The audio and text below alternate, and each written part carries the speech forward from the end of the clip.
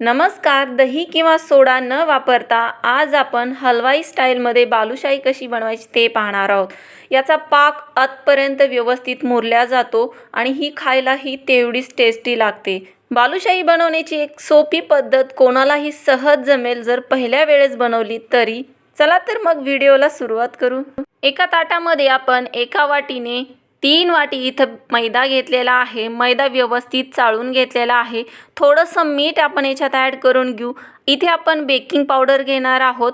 Baking powder कोणत्याही कंपनीची घेतली तरी चालेल, पण मी तुम्हाला दाखवलं आहे आपण बेकिंग सोडा नाही घेतलेला, बेकिंग पावडर घेतलेली आहे. हे लक्षात ठेवायचं. इथे आपण 1 चमचा बेकिंग पावडर वापरलेली आहे. जो पोहे खाण्याचा चमचा असतो तो इथे वापरला आहे. आता हे व्यवस्थित आधी मिक्स करून घ्यायचं.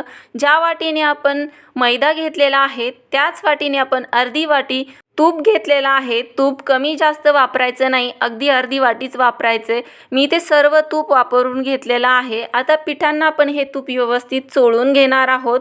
अशा पद्धतीने व्यवस्थित चोळून घ्यायचं. मेजरमेंटसाठी वाटी किंवा कप एकच वस्तू वापरा. वेगळी जर वापरली तर बालुशाही परफेक्ट होणार नाही. अर्धी वाटी आपण इथे पाणी घेतलेलं आहे. ज्या वाटीने आपण पीठ घेतलं होतं तेच वाटीने मी अर्धी वाटी पाणी घेतले.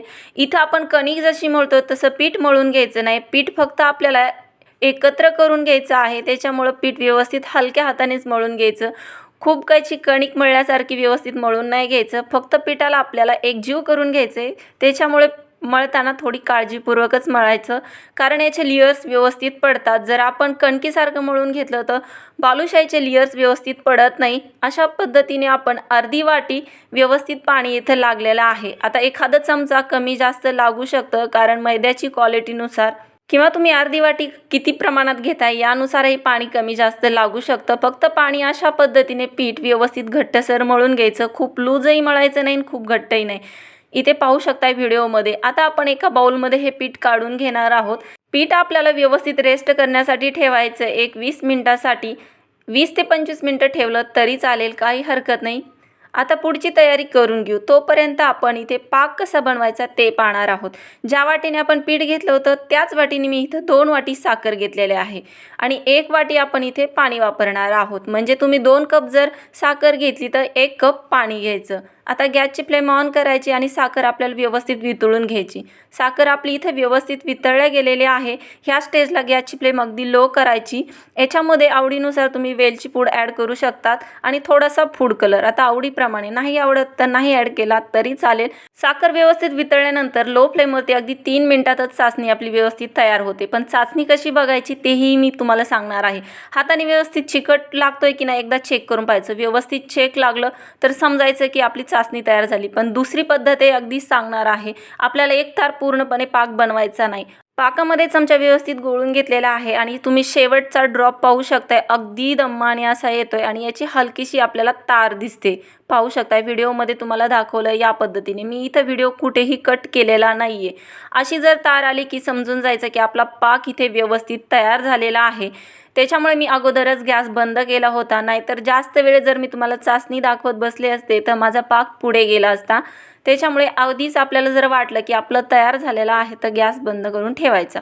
हातावर जर हे चेक करून पाहिला तर पाहू शकताय तार बनते पण लगेच कट होते. याचा अर्थ आपला इथे पाक परफेक्ट तयार झाला आहे. दोन्ही पद्धती तुम्ही इथे वापरून पाहू शकतात, तुम्हाला ज्या सोप्या पडतील त्या. पाक ज्यावेळेस तुम्ही कुठलाही बनवता त्यावेळेस हाय फ्लेम ठेवायची नाही, लो फ्लेमवरती ठेवायचा, म्हणजे पाक आपला व्यवस्थित तयार होतो.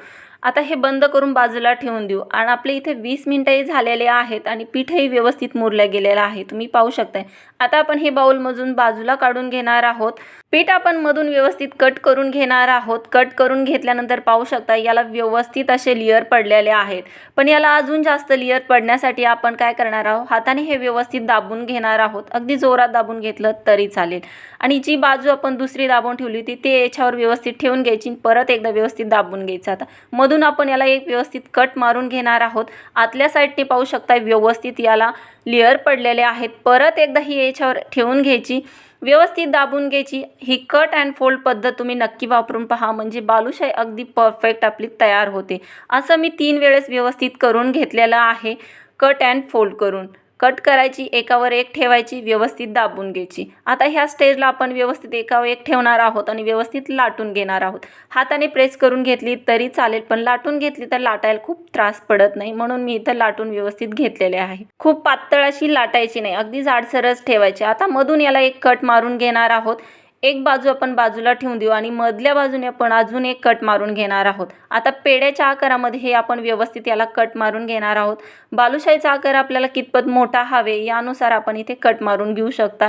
या पद्धतीने मी इथे व्यवस्थित मारून घेतलेले आहेत। आता याला व्यवस्थित आपण मोकळे करून घेऊ। हातावर एक घ्यायचा आणि व्यवस्थित याला आपण गोल करून घेणार आहोत। याच्यामुळे काय होतं, बालुशाहीला जे पदर सुटलेले असतात ते आतमध्ये व्यवस्थित पॅक होतात। जर आपण तेलात सोडले तर ते बाजूला निघतात। याच्यासाठी ही पद्धत करणं खूप गरजेचं आहे। व्यवस्थित करायचं आणि हाताने याला प्रेस करून घ्यायचं, म्हणजे वरती थोडासा दाब द्यायचा किंवा तुम्ही पोळपाटावर ठेवून जरी दाब देऊन घेतला तरी चालेल। अशा पद्धतीने व्यवस्थित आपण इथे बालुशाहीचा आकार तयार करून घेतलेला आहे। याला मध्ये होल पाडून घेणार आहोत।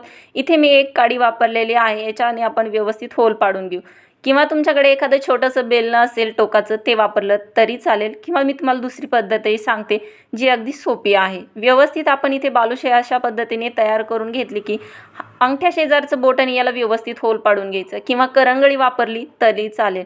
व्यवस्थित दोन्ही बाजूने याला होल पाडून बालुशाहीला आपण होल का पाडलं, एक तर तळताना ती व्यवस्थित तळल्या जाते आणि त्याचबरोबर पाकामध्ये व्यवस्थित मुरल्या जाते। बालुशाही आपण बाकीची सर्व इथे बनवून घेणारच आहोत। आता गॅसवरती आपण तेल गरम करायला ठेवले। छोटासा पिठाचा उंडा याच्यात ॲड करून पाहायचा। तुम्ही पाहू शकता हलकेसे बुडबुडे येत आहेत। बालुशाही सोडण्यासाठी खूप कडकडीत तेल गरम नसलं पाहिजे। मी इथं व्हिडिओ कुठेच कट केलेला नाही की आपण पिठाचा गोळा टाकल्यानंतर काही सेकंदानंतर लगेच वरती येत नाही, त्याला थोडासा वेळ जास्त लागतो आणि नंतर तो अज्जात वरती येतो। या स्टेजला आपण जर समजून घ्यायचं की आपलं तेल इथे व्यवस्थित गरम आहे, व्यवस्थित बालुशाही सोडून घ्यायची। आता गॅसची फ्लेम लोच ठेवलेली आहे आणि लो फ्लेमवरती आपण बालुशाही व्यवस्थित तळून घेणार आहोत। आता एक बाजू व्यवस्थित तळल्या घेतली की बाजू पलटून घ्यायची आणि दुसऱ्या बाजूने आपण व्यवस्थित तळून घेणार आहोत। अधूनमधून गॅसची फ्लेम थोडीशी मीडियम करायची, म्हणजे याला कलर खूप सुरेख येईल। मीडियम फ्लेम केली की नंतर लो फ्लेम करायची आणि असं करत आपण बालुशाही व्यवस्थित तळून घेणार आहोत। पूर्णपणे बालुशाही तळण्यासाठी एक 15 ते 20 मिनिटं लागतात। बालुशाही तळण्यासाठी तुम्ही जेवढा वेळ देताल तेवढी बालुशाही आतपर्यंत व्यवस्थित तळल्या जाते आणि जर खूप घाई केली तर फक्त वरून तळल्या जाईल आणि आतमध्ये कच्ची राहील। त्याच्यामुळे बालुशाही तळण्यासाठी पुरेसा वेळ द्या। अगदी 20 मिनिटं मला इथे तळण्यासाठी लागलेले आहेत। बालुशाहीचा कलरही तुम्ही अगदी पाहू शकताय, गोल्डन कलर आलेला आहे।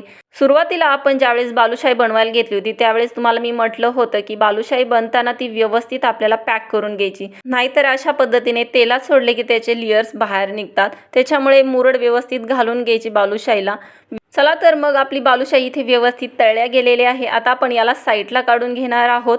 व्यवस्थित आपण ही बाजूला काढून घेणार आहोत आणि नंतरच आपण ही पाकात ॲड करून घेणार आहोत। याचं तेल थोडंसं निथळून घ्यायचं, म्हणजे बालुशाही खाताना खूप तेलकटही लागत नाही। अशा पद्धतीने आपण ही व्यवस्थित याचं तेल निथळून घेणार आहोत आणि नंतर आपण ही पाकात ॲड करून घेऊ। पाकात सोडण्या अगोदर पाक आपला गरम असला पाहिजे। सुरुवातीची बॅच ज्यावेळेस मी पाकात ॲड केली त्यावेळेस माझा व्हिडिओ कट झाला, त्यामुळे मला तो दाखवता आला नाही। मी तुम्हाला दुसरी बॅच दाखवत आहे। गॅसची फ्लेम मी ऑन करून घेतलेली आहे आणि आपल्याला पाक व्यवस्थित गरम करून घ्यायचा आहे। खूप कडकडीत गरम नाही करायचा, हलकासा गरम करून घ्यायचा आहे आणि गरम करून घेतल्यानंतरच आपल्याला याच्यात बालुशाही सोडून घ्यायची आहे। पाक व्यवस्थित गरम झाला की आपण गॅसची फ्लेम बंद केली। आता याच्यात बसेल एवढी आपण बालुशाही व्यवस्थित सोडून घेणार आहोत।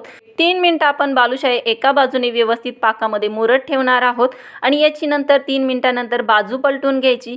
दुसऱ्या बाजूने आपण 3 मिनिटं व्यवस्थित पाकामध्ये मुरत ठेवणार आहोत। दोन्ही बाजून पाकामध्ये ठेवण्यासाठी एक 5 ते 6 मिनिटं लागतात। व्यवस्थित पाकामध्ये हे मुरले जातात। असं केल्यामुळे बालुशाही आतमध्येपर्यंत व्यवस्थित पाक शोषून घेते, म्हणजे मुरल्या जाते। हवं असल्यास तुम्ही चमच्याच्या साहाय्याने वरती अशा पद्धतीने पाक व्यवस्थित सोडून घेऊ शकतात, पण काही गरज पडत नाही। पण जर वाटत असेल तर टाकलात तरी चालेल। बालुशाही व्यवस्थित मुरल्या गेलेल्या आहे। आता ही बाजूला काढून घेणार आहोत।